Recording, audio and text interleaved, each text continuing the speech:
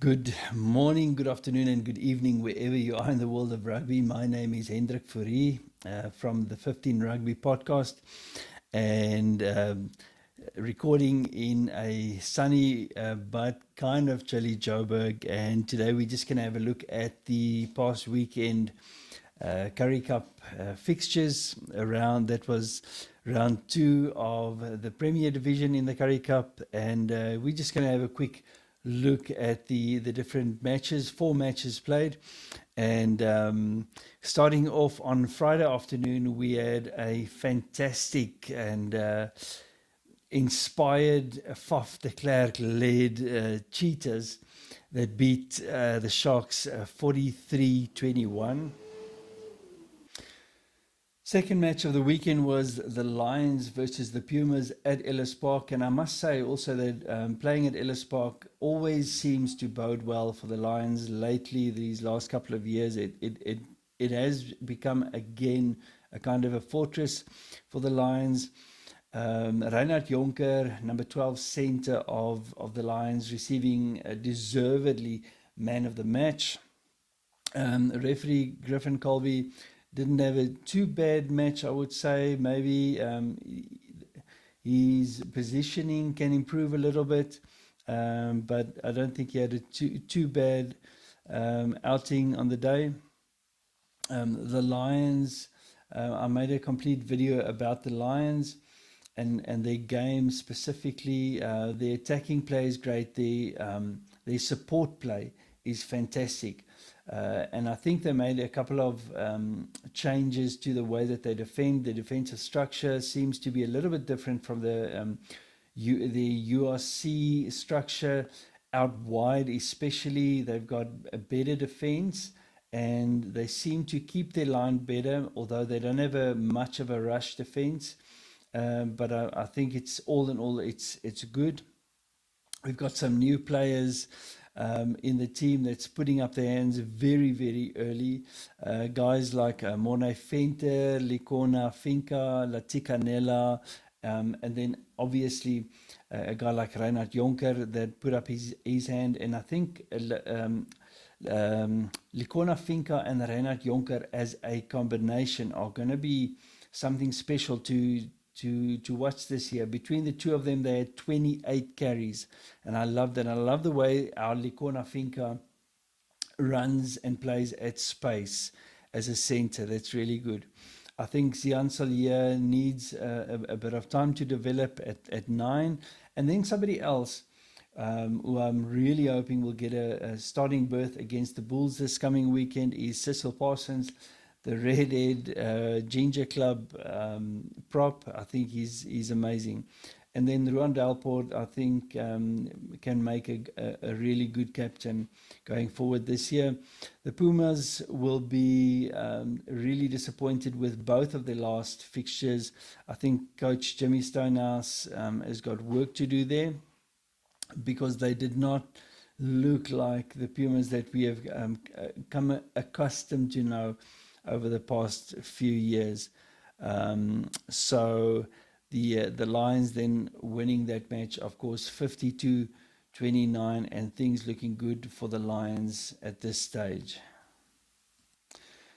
Then the third match of the weekend was another upset for the larger unions of South Africa, where the Bulls travelled to Kimberley and to go and play on that hard field, and the Greek was absolutely just dominating them, winning 56-22. Some players from the Griquas team, Dimitri Erasmus, Bobby Alexander, which scored 2 or 3 tries, Hirschwin Weir, Connor Mahoney. These were all go forward guys. When those Griquas get the balls on the wing, especially, watch out.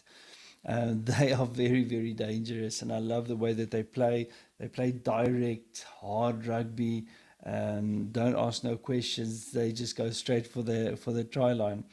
On the Bulls side, there were times when they had some good scrums.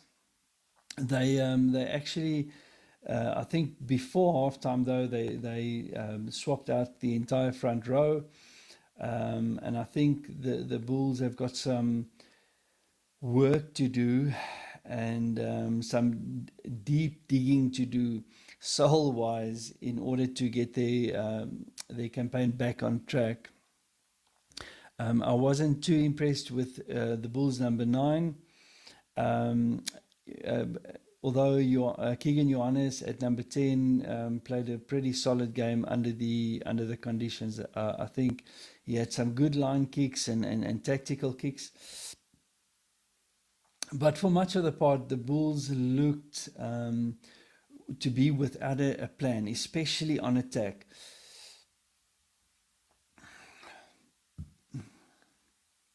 They seemed to not be 100% certain of the way that they wanted to attack.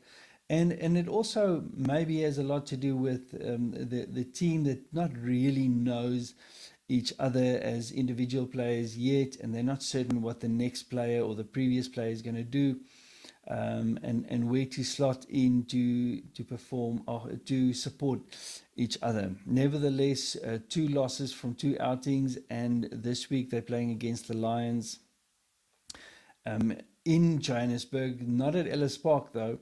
They're going to be playing at UJ, and I wish them all the best. I think for the larger unions to not be competitive at this stage of the competition at Currie Cup level, it's not a good sign to start off the season with. And lastly, our fourth match of the weekend was the Stormers travelling to Wellington to play Boland, which won that match 41-3. And I think the fact that Boland won wasn't the big surprise. I think the big surprise was that the Stormers only managed 3 points. They never crossed the whitewash, and that's not good for a team like Western Province. And let me just say now, regarding Western Province, the Bulls and the Sharks at this stage, they are the big unions in South Africa. They've got the big money. And so I honestly don't want to hear from any of their supporters, this is a B team, this is a C team, we don't have our top players. You should be prepared. Those teams should be prepared for this competition and to be able to play a competitive team with the massive budgets that they have, and to buy players, to buy coaches. These teams should be better prepared, and specifically the Stormers that have got a wealth of talent to draw from. The Cavaliers, however, just never stood back. After their win against the Blue Bulls last week, they came out to show that they are serious contenders. They're very, very direct on the attack. What I like about them is that they lie fairly flat when it comes to attack, in comparison to the Pumas that lie very, very deep, and it takes forever to reach the gain line, whereas the Cavaliers are on the gain line very quickly when they are on the attack. The Boland Cavaliers play a little bit of high risk, high reward rugby, just like the Lions, and sometimes some passes are not accurate, and that's something that they have to work on. In the second half, however, they came back and just sort of buried the Stormers and finished the job that they had started. With regards to the Stormers, there's problems like first time tackling.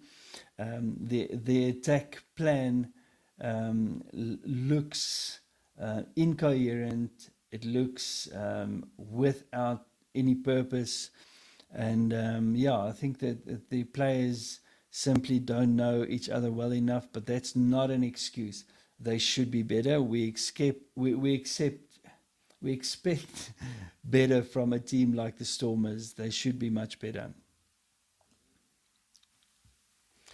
Right, and then we can quickly have a look at the log as it lies now after 2 weeks, with the Cheetahs topping that with 2 wins of 2, full league points, so they on 10.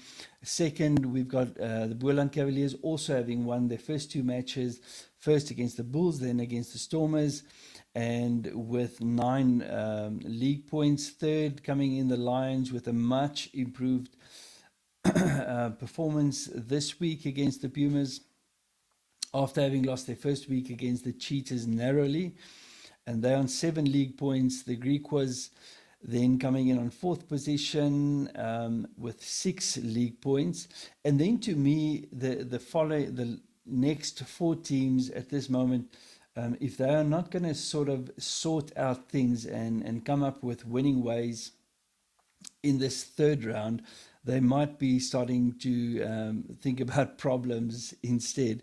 And so number 5th place, we've got the Sharks on 5 league points, then the Stormers on 4 league points, the Pumas with 3 league points and no wins, and the Blue Bulls with no wins and only a single point to show for all of their effort.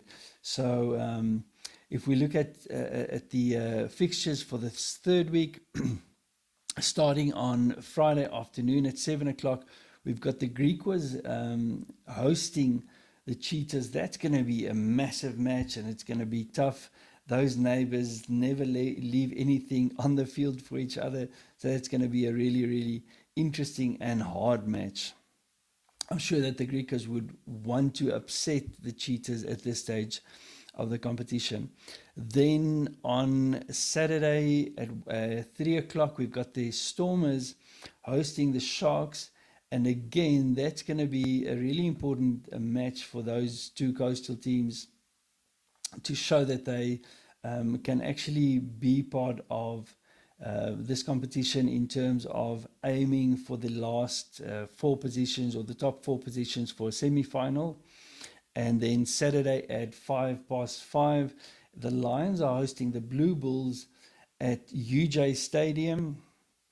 And I suspect this is going to be a bit of a tough match for the Blue Bulls if they don't sort out some serious issues this coming week. The Lions at the moment flying high, and I expect some good positive running rugby from them. And then the last match on Sunday at 3 o'clock, Boland is hosting the Pumas. And again, Boland now would want to cement their position as not having lost a match. And it's difficult to see the Pumas at this stage traveling to Wellington and going to win a match after they lost their first home match against the Sharks and then lost against the Lions. But the Pumas are a solid team with good history and a great coach. So I do expect I really expect the Pumas to come back, but it's going to be difficult for them in Wellington, with Boland also feeling really strong about their competition. Thanks for watching, and hoping to see you soon. Please watch, share, subscribe, especially on the YouTube channel and on Facebook, on TikTok, wherever you find me. Please follow and help me grow my channel. Cheers.